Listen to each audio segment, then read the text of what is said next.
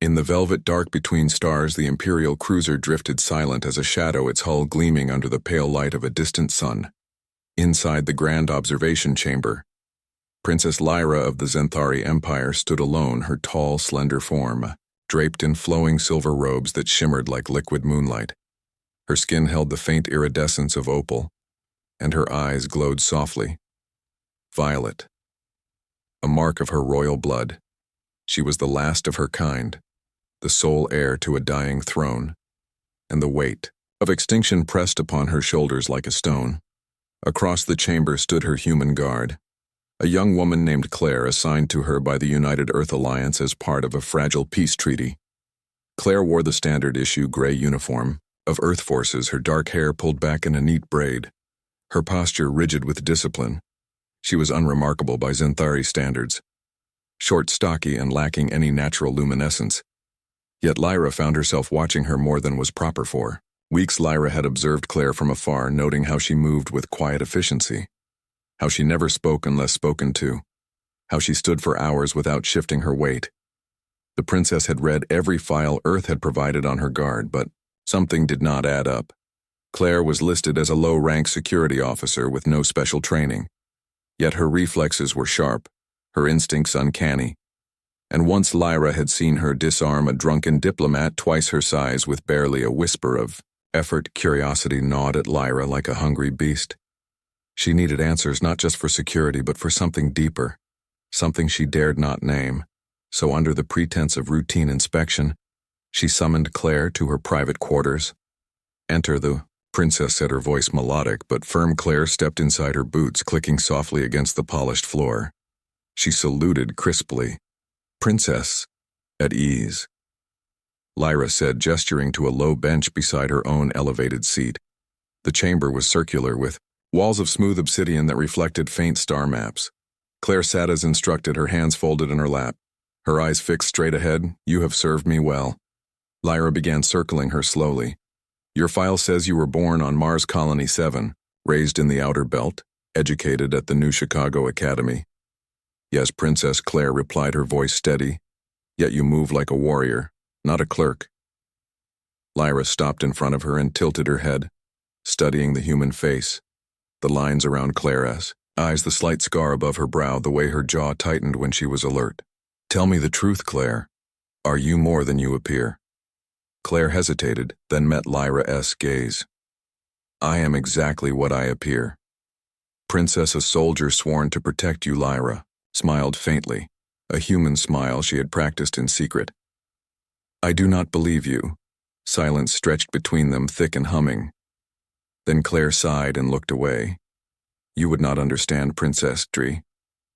Claire took a slow breath, her shoulders relaxing. "Slightly, my people, we do not reproduce like yours. We cannot simply choose a mate and create life. It is not that simple for us." Lyra frowned, confused.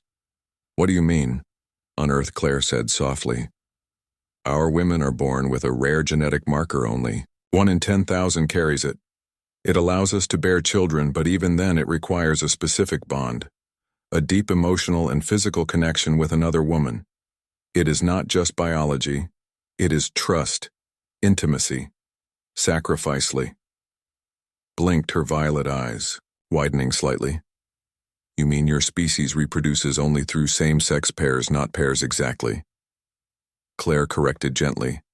"It is more like a triad. 2 women and a third element, a catalyst. It is complicated and painful and beautiful, and it has been kept secret for centuries because those who knew tried to control it, to weaponize it." Lyra stepped back, her mind racing. She had studied human biology, but nothing in the archives mentioned this. It was as if Earth had erased this truth from every record. Why would they hide such a thing? "Because if others knew," Claire continued, as if reading her thoughts, "they would hunt us. They would take our women and force them to breed like animals. We have spent generations hiding this truth even from ourselves." Lyra felt a chill run through her, not of fear but of awe. She looked at Claire.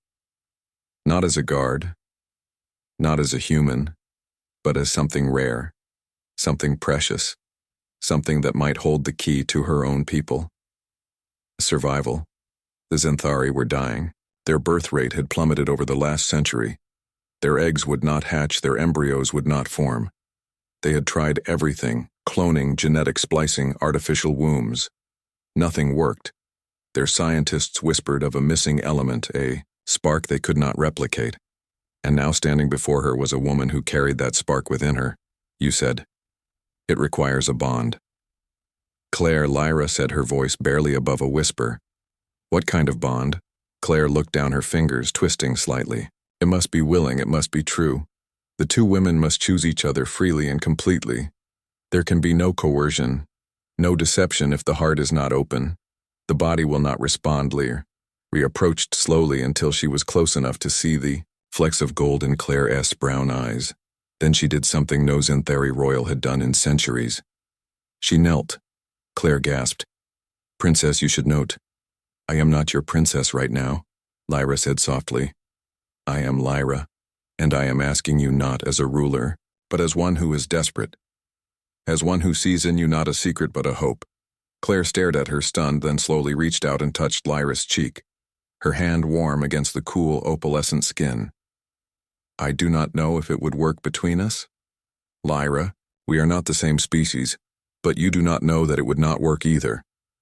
Lyra countered, her voice trembling with hope. "Our biology is different." "Yes, but life finds a way." "It always has." Claire was silent for a long moment. Then she nodded. "Just once that night in the heart of the cruiser.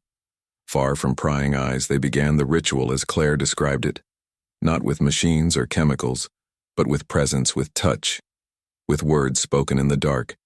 They sat facing each other, hands clasped, breathing, in time their foreheads touching as if sharing a single thought. Hours passed and nothing happened. Then, just as dawn bled through the viewport, a soft golden light began to glow between their joined hands. It pulsed gently like a heartbeat, and Claire gasped, her eyes wide. "It is working," she whisperedly. Ra felt it too. A warmth spreading through her chest, a stirring in her core, something ancient and dormant awakening. She looked at Claire and saw not a human, not a guard, but a partner, a co-creator. In the days that followed, they continued the ritual, each night growing closer, each session deepening their bond, and with every passing cycle, Lyra's body changed. Her skin glowed brighter, her eyes burned with new fire, and deep within her a single egg began to form, pure and whole. When the Imperial Council learned of it, they were furious. They called it blasphemy, unnatural, a corruption of royal blood. But Lyra stood before them, unafraid. "You speak of corruption," she said, her voice ringing through the chamber. "While our people fade into dust, this human has given us what our science could not, a chance, a future. If that is corruption, then let me be corrupt." The council fell silent, for they had no answer to hope. Weeks later, as the cruiser turned toward Xanthari homeworld, Lyra stood once more in the observation chamber, this time with Claire at her side, not behind her, not apart but together. "You will stay with me." Claire, Lyra said, not as a question but as a promise. Claire smiled, a small, quiet smile that held galaxies within it. "I was never just your guard, Lyra. I was always meant to be here." And in that moment, between stars, between species, between death and life, they stood as one, two women bound not by duty, but by choice, by trust, by the quiet miracle of creation. The egg would hatch in time, and from it would rise a new kind, neither fully Xanthari nor fully human, but something greater, something born of sacrifice and love and the courage to believe that even in the vast cold of space, two hearts could find each other and make a world anew. The Xanthari homeworld hung in the void like a jewel wrapped in storm clouds, its surface veiled by centuries of ash and silence. Once it had pulsed with life. Great cities of crystal and light, humming with the songs of 1,000 generations. Now it was quiet, too quiet. The air thin, the rivers dry, the forests turned to dust. The last of the royal line had returned, not with armies or declarations, but with hope tucked inside her body and a human woman at her side. Lyra and Claire stepped onto the landing platform under a sky the color of bruised silver wind tugged at their clothes, carrying the scent of ozone and old sorrow around them. The few remaining Xanthari watched in silence, their eyes wide with disbelief and fear. They had not Seen a royal egg in over 80 cycles, most had given up believing one could ever form again. Claire kept her gaze forward, her hand resting lightly on the small of Lyra's back, a gesture that was both protective and intimate. She wore a modified Centauri robe, now deep blue with silver thread, a gift from Lyra, not as a servant but as a partner still. The stares burned into her skin. She was an outsider, a human, a creature of flesh and blood in a world of fading light. They were led through the Grand Hall of Ancestors, its walls lined with statues of past rulers, each one frozen in a moment of glory. But their faces were cracked, their hands broken by time. Lyra walked slowly, one hand pressed to her lower abdomen where the egg rested. Warm and steady beneath her skin, Claire stayed half a step behind, not out of rank but out of respect for the moment, in the heart of the palace. The council waited 10 elders seated in a circle of black stone, their robes heavy with age, their eyes sharp with judgment. The eldest among them, Vossen, rose as Lyra entered, his voice like dry leaves scraping stone. You bring a human into our sacred chamber? After what she has done. What she has done is give us life. Lyra replied, her voice calm, but firm. She did not bow, she did not flinch. Vossen gestured to the egg. You carry a thing that should not be. Our science says cross-species conception is impossible. Our laws say it is forbidden. Our laws also say we must survive. Lyra countered, and our science has failed for 100 years while this human offered what none of you could, a spark, a chance. Claire stepped forward, then not with aggression but with quiet resolve. I did not come here to break your laws. She said I came because I was asked, because I believed in something bigger than fear. Vossen studied her for a long moment, then turned to the others. What if the egg is flawed? What if it hatches into something broken? Something that cannot speak or think or carry the royal essence? Then we will raise it with love, Lyra said simply, because that is what life deserves. The council murmured among themselves, some nodding, others shaking their heads, but none could deny the truth. The egg glowed faintly even now, a soft pulse of gold beneath. Lyra's skin alight. No Xanthari had seen in generations. Over the next few weeks, life in the palace shifted slowly. At first, then, with growing urgency, Lyra and Claire were given quarters in the eastern wing, a place once reserved for royal consorts. Now empty for decades, they shared a room not out of necessity but by choice. The space filled with soft light and quiet conversation. Each night they continued the ritual, not because the egg needed it anymore, but because they needed each other. Their bond deepened not just as creators but as friends, as allies, as something neither had words for. Yet Claire learned the old Xanthari songs. Lyra taught her the names of stars in their tongue, and in return, Claire shared stories of earth, of oceans, and forests and cities that never slept, but not all welcomed this change. One evening, as Claire walked alone through the Garden of Echoes, a place where wind chimes made of bone sang the names of the dead, she was stopped by 3 Xanthari warriors, their faces hard, their hands resting on the hilts of their blades. Human, one of them said, his voice low. You think you belong here. You think you can touch what is sacred. I do not think I belong anywhere. Claire replied evenly. But I was invited, and I stay because Lyra asked me to. The warrior stepped closer, his eyes burning with violet fire. You are a disease. You will taint the bloodline you will bring. Ruin. Claire did not move. She had faced worse in the Belt Wars. She had survived pirate raids and corporate assassins. She met his gaze without flinching. If I were a threat, I would not be walking alone for a moment. Tension hung thick in the air.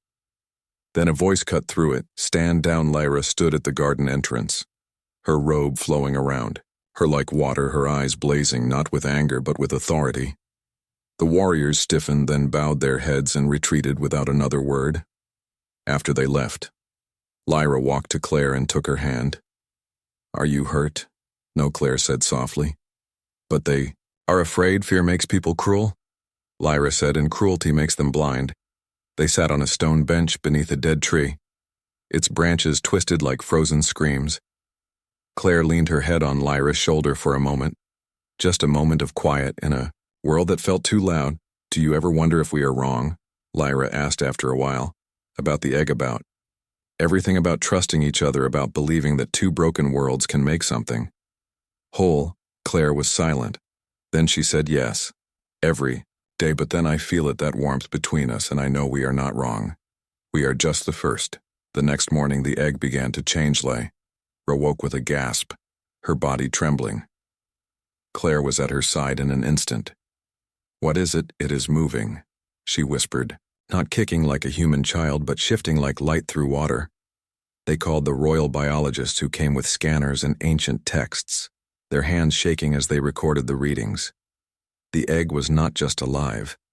It was evolving, adapting, weaving human and Xanthari DNA into something new. Stable, strong news spread through the city like wildfire, and for the first time in decades the people gathered not in mourning but in wonder. They stood outside the palace gates holding candles, made of recycled metal, singing old lullabies, their voices rising into the gray sky. Even Vossen came to see it. He stood in the doorway of Lyra's chamber. His expression unreadable. For a long time he said nothing. Then he knelt, not to Lyra but to the egg-forgiven old man. His doubt, he said, his voice rough with emotion.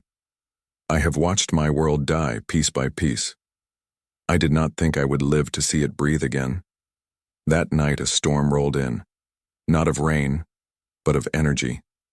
The sky crackling with auroras. The egg pulsed in time with the lightning, and Lyra knew the time was near. Claire held her hand through it all, through the pain, through the fear, through the joy that came like a sunrise after endless night. When the egg finally opened, it was not with a crack but with a sigh, a soft unfolding like a flower in morning light, and from it emerged a child. Small and trembling, her skin shimmering with both opal and warmth. Her eyes, one violet, one brown. Lyra wept. Claire kissed her forehead and whispered, "Welcome." The child reached for them both, her tiny hands curling around their fingers as if she had known them forever. In the days that followed, the city began to change. Vines crept through the cracks in the stone, rivers ran clearer. The air grew sweeter, as if the planet itself was waking from a long sleep. The council declared a new era, not of empire but of unity. They named the child Ari, the first of the blended, the bridge between stars. And though challenges remained, though some still whispered in corners and old wounds ran deep, Lyra and Claire stood together, not as princess and guard, not as alien and human, but as mothers, as pioneers, as the quiet beginning of something no one had dared to dream. They walked the palace gardens now with Ari between them, her laughter like wind chimes made of hope, and for the first time in a long time, the future did not feel like an ending, but a beginning. The child Ari grew faster than anyone expected. Not in years but in moments, her mind blooming like a star igniting in the dark. By the time she was 3 cycles old by Xanthari count, she could speak 3 languages, read ancient glyphs and calm storms with a hum of her voice. She did not walk so much as glide, her bare feet barely touching the ground, her skin shifting between opal and warm brown depending on her mood. Lyra watched her with awe, and sometimes with fear. She had given birth to a miracle, but miracles were not always gentle. They carried weight. They demanded change, and change frightened those who clung to the past. Claire saw it too, the way elders bowed lower when Ari passed the way. Children reached for her light, but also the way some guards tightened their grips on their weapons when she laughed too loud or asked too many questions. One morning Ari stood at the edge of the palace balcony looking out over the capital city, once gray and broken, now threaded with green and gold vines and new towers rising from the ruins. She turned to Claire and asked, "Why do some people look at me like I am a ghost?" Claire knelt beside her. "You are new, Ari, and new things scare people, even good ones. But I am not a thing, I am. You are you," Claire said softly, "and that is more than enough." Still the tension grew. Whispers turned to arguments to protests a faction had formed, calling themselves the Pure Bloods. They claimed Ari was an abomination, a human stain on royal lineage. They demanded she be studied, contained, or worse, removedly. Rhea refused to hear it. She held council after council, her voice steady, her will unbroken, but even she could not stop every shadow. One night, as the 3 of them sat together, in the quiet of their shared chamber, Ari asleep between them, curled like a cat, Claire spoke. "What if they try to take her?" "They will not," Lyra said, but her hand trembled as she tucked the blanket around Ari's shoulders. "You cannot guard her every second." "Then I will make sure the whole world guards her," Lyra replied. The next day she called for a gathering not in the council hall but in the great square where all could come, rich or poor, young or old. She stood on the central dais with Ari in her arms, and Claire at her side, and she spoke not as a princess but as a mother. "This child," she said, "is not mine alone, she belongs to all of us. She is the first breath after a long silence, the first seed in dry soil. If you fear her, then look closer. Fear is just love that does not yet understand." She lifted Ari high, and the child opened her eyes, not crying but smiling, and as she did, a soft, golden light spread from her hands, washing over the crowd, not blinding, not burning, just warm like sunlight. After rain many wept, but not all that evening as Lyra bathed Ari in the moonlit pool. Claire stood watch at the arched doorway, her senses sharp. She had learned to trust her gut more than scanners, and tonight it screamed dangers. He turned just as three figures slipped from the shadows, not warriors, not guards, but scientists, their faces hidden behind smooth white masks. They moved fast, silent, their hands holding devices that hummed with a low blue light, neural extractors used to drain memories, or worse, consciousness. Claire did not shout. She did not hesitate. She moved like water one moment, still the next, between them and the pool. "You will not touch her," she said, her voice low and hard. One of the scientists raised a hand. "Wait, we do not wish to harm her. We only want to understand her, to preserve her essence for the Empire." "You want to cage her," Claire said. "You want to turn her into data. You think knowledge gives you the right to take." Before they could answer, she struck. Not to kill, but to disable. A quick twist, a pressure point, a sweep of her leg, two fell. The third raised his device, but Claire was faster. She knocked it from his hand and crushed it under her boot. "Run." She whispered into her calm. Lyra emerged from the pool, wrapped in a robe, Ari clinging to her chest, her eyes blazing with fury. "You dare come into my home?" The lead scientist pulled off his mask. It was Voss, and Lyra froze. "I did not come to hurt her," he said, his voice shaking. "I came to save her." "Save her from what?" "From what is coming," he said. "From the outer fleets. They have heard of her. They call her the hybrid weapon. They are coming to claim her or destroy her. We must be ready. We must know what she can do. You think stealing her mind will protect her?" Lyra said, her voice cold as space. "I think fear will not protect her either." Vossen replied, "And neither will love alone." Silence fell heavy and thick. Then Ari spoke. "I can help." All eyes turned to her. She stepped forward, her small hand reaching for Vossen's face. The old Zenthari flinched but did not pull away. "You are afraid," she said, "not of me, but for me." Vossen swallowed hard. "Yes, then do not take my thoughts, take my trust," she said.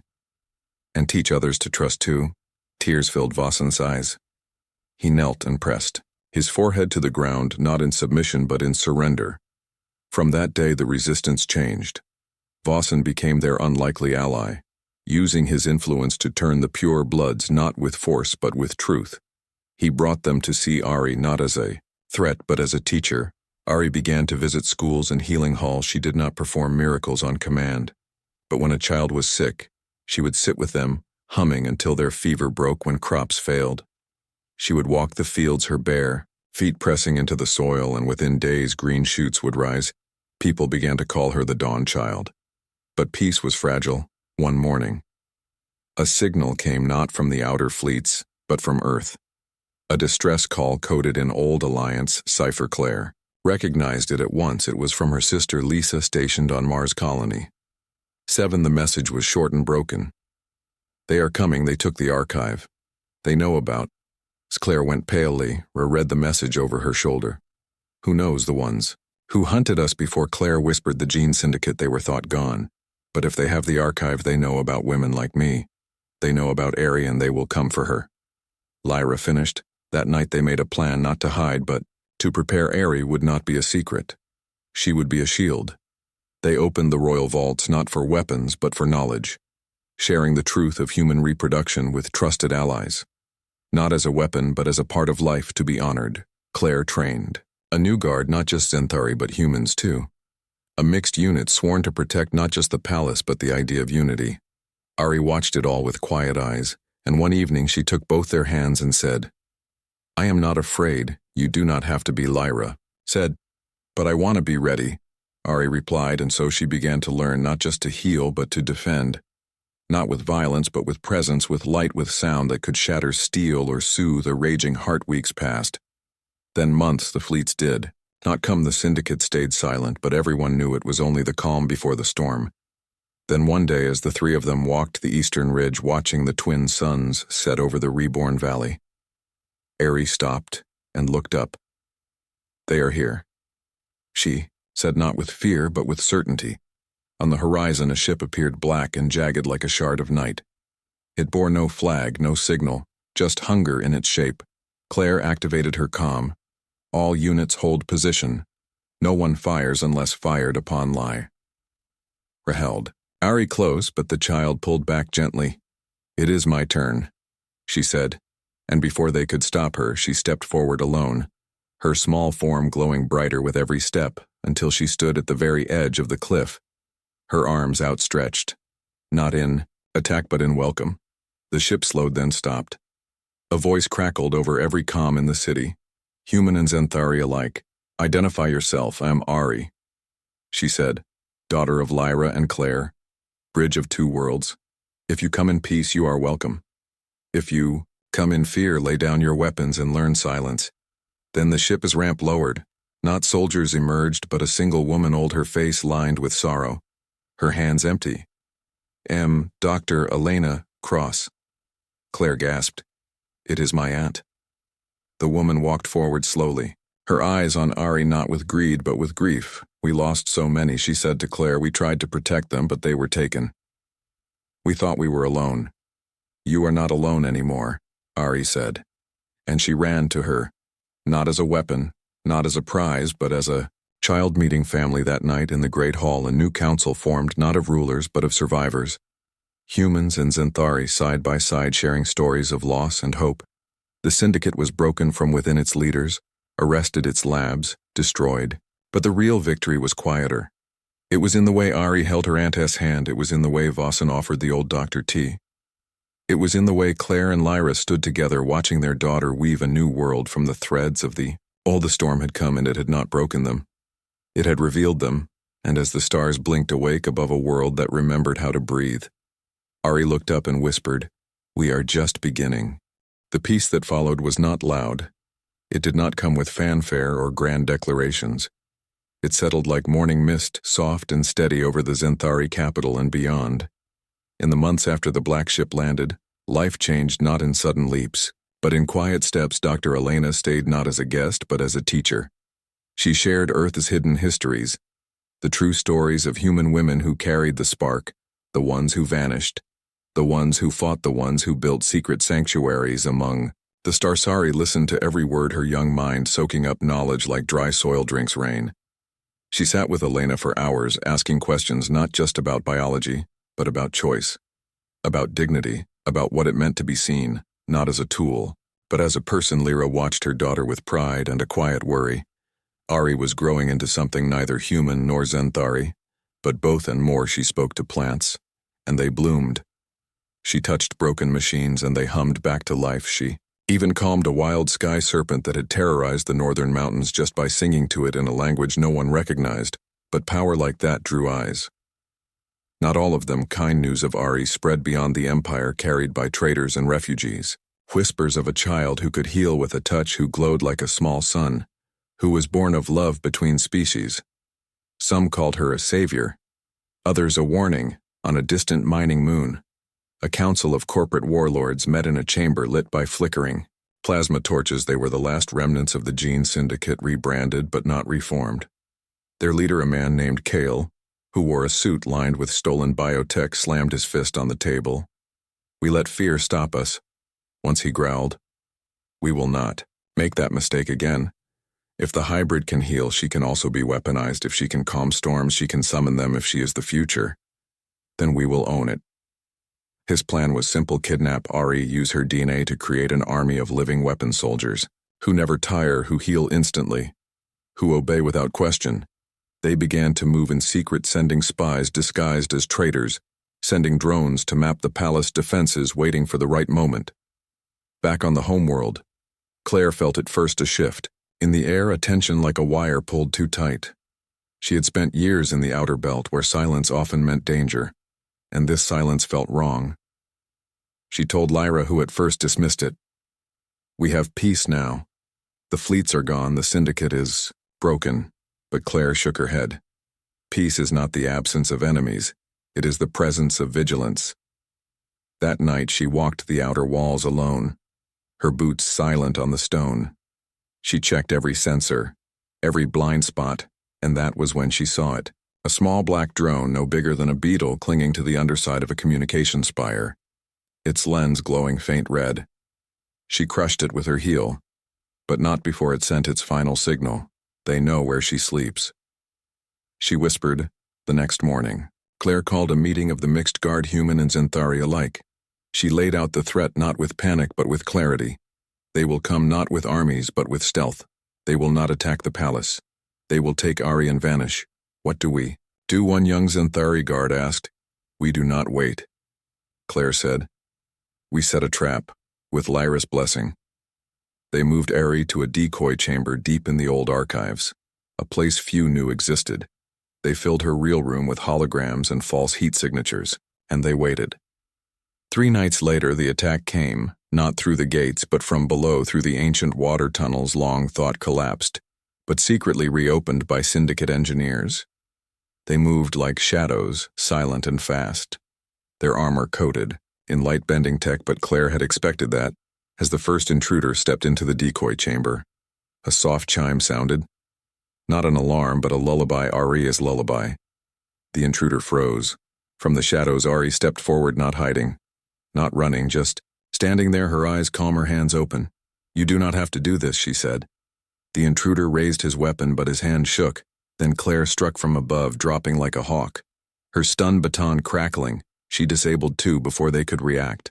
Xanthari guards poured in from hidden doors, their weapons set to non-lethal pulse. The fight was over in seconds, but one syndicate agent escaped, vanishing back into the tunnels. Claire wanted to chase him, but Lyra stopped her. Let him go. He will lead them to us, or he will lead us to them. 2 days later, Ari woke screaming, not in pain but in vision. She saw fire. She saw a city of glass burning. She saw children locked in pods, their eyes empty. It is happening. She gasped. They are making more like me, but wrong. Where? Lyra asked, gripping her small shoulders. The belt, she whispered, Merce Colony. 7. Claire went still. That was her home. Without another word, she began to pack. You cannot go alone, Lyra said. I am not alone, Claire replied. And she looked. At her, the child nodded. I must go too. No, Lyra said sharply. It is too dangerous. But if I do not go, they will suffer, and I will feel it every day. Ari said softly. Mom, you taught me that power is not for hiding. It is for helping. Lyra looked at Claire, then at her daughter, and knew she could not stop them. They left at dawn aboard a fast scout ship, sleek and silent, painted the color of night Claire. At the controls, Ari beside her, wrapped in a cloak that dimmed her glow. The journey to Mars colony. 7 took 6 days during that time. Ari trained not with weapons but with focus. She learned to shield her mind, to send calming waves, to sense life through walls. When they arrived, the colony was under martial law. The syndicate had taken over, posing as a relief force after a fake disaster. The real colonists were trapped in their homes. Their comms cut. Claire landed the ship in a ruined greenhouse on the edge of Sector 9, then moved like a ghost through the alleys, her old training returning. With every step, Ari stayed close, her small hand in Claire. As they found the lab beneath a fake hospital, its entrance hidden behind a wall of medical waste, inside rows of glass pods. Held young girls, their faces pale, their eyes closed, each one connected to machines that pulsed with stolen Xanthari energy. Ari cried, then grew still. She walked to the central console and placed her hands on it. The machines did not explode. They simply stopped, their lights fading like dying stars. The pods opened one. By one, the girls gasped awake. Claire moved fast, freeing them, guiding them out, while Ari stayed at the console, her body glowing brighter and brighter. Then Kale appeared. He stood at the far end of the room, flanked by 2 armored enforcers. His face twisted in rage. You think you can undo my work, Childy? I'm not undoing it. Ari said, I am freeing it. Kyle raised a neural whip. But before he could strike, Claire tackled him to the ground. They rolled across the floor, fists flying until Claire pinned him, his own weapon at his throat. It is over, she said. For you maybe, he spat, but the galaxy is vast and fear is endless. You cannot save everyone. Maybe not, Ari said, stepping forward. But I can save these. She touched his forehead and Kale screamed. Not in pain, but in memory. Every cruel act he had ever done flooded back, not as pride, but as shame. He collapsed. Sobbing, outside, the rescued girls were met by Elena and a team of Earth medics. They would be safe now, as the scout ship lifted off Mars colony. 7 behind them, Ari looked out the viewport. Do you think it will ever end? Claire asked. The hurting Ari was quiet. Then she said, hurting ends when we choose to heal. Not just others, but ourselves.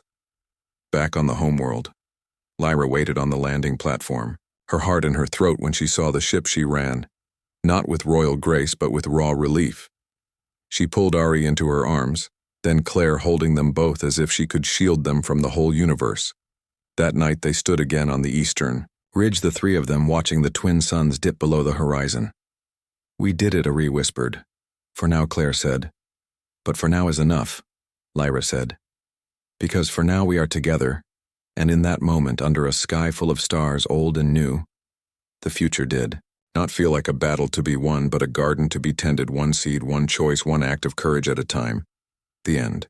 Months passed and the world settled into a new rhythm. Not perfect, but alive.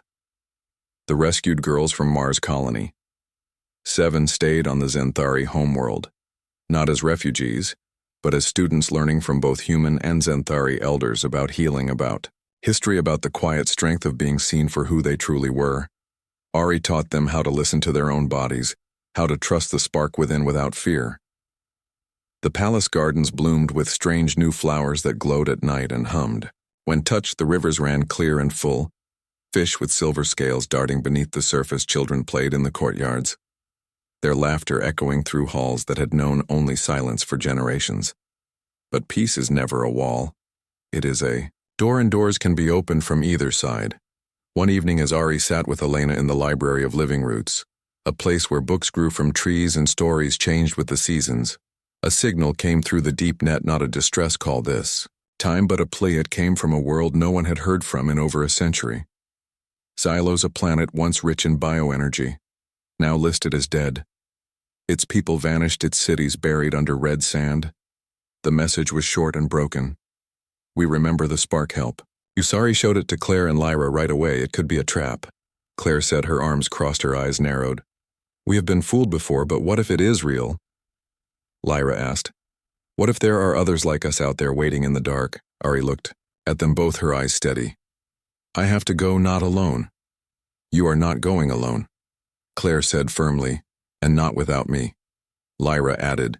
So they prepared not for war but for hope. They loaded the scout ship with medical supplies, seeds from the new gardens, and recordings of Aries songs, the kind that could calm fear and awaken life. The journey to Xylos took 10 days through a stretch of space littered with old war debris and silent satellites, their ship gliding like a shadow past the bones of forgotten battles. When they arrived, the planet looked dead, as the record said. Red dunes stretched to the horizon under a pale orange sky. No lights, no signals, no movement. But Ari felt it right away. A faint pulse deep underground, like a heartbeat wrapped in stone. They landed near the ruins of a great dome. Its glass shattered, its frame twisted by time. Claire led the way, her scanner sweeping the area for traps, but found nothing. Only dust and silence. Then a voice came, not from a comm, but from the wind itself. You are not what we expected. They turned and saw figures emerging from the dunes, tall and thin, their skin like cracked clay, their eyes milky white but glowing faintly blue. They moved slowly, as if each step cost them something. We are the last of Xylos, the leader said, her voice like dry reeds. The spark you carry, it is the same one our mothers spoke of before the silence came. What silence? Arai asked. The great sleep, she replied. Our people did not die. They shut down their bodies to survive a plague that fed on emotion, on connection. We have been waiting for someone who could wake them. Ari stepped forward without fear. Show me. They led her deep beneath the sands into a vast chamber lined with pods, thousands of them, each holding A Xylan body still and pale, their chests barely rising. Our healers tried for generations to wake them, she said. But the plague left a lock on their minds only a true spark-bearer, one born of two worlds and pure intent, can open. Ari looked at Claire, and Lyra. They both nodded. She walked to the center of the chamber, closed her eyes, and began to sing not a song of power but of home. Of hands, holding hands of light finding its way through cracks. At first, nothing happened. Then one pod flickered, its light turning from gray to soft green. Then another and another until the whole chamber glowed like a field of fireflies. The Xylans began to stir their eyes, opening slowly, their breaths deepening. The leader fell to her knees, tears cutting tracks. Through the dust on her face, you have given us back our tomorrow in the days that followed. The surface of Xylos changed, green shoots pushed through the red sand. Water bubbled up from deep aquifers and the great dome began to repair itself.